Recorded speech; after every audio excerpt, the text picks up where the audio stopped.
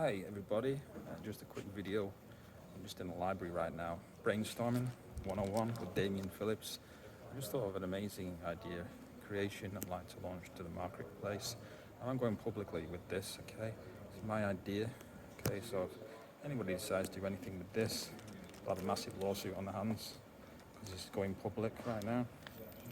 Now, my future ideas, obviously built into my business creations, involve possibly these, which I'm going to list now: custom broadband wall socket,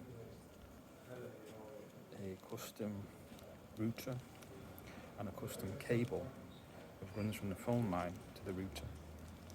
Okay, now the router also houses a home phone, which I think is quite quirky now.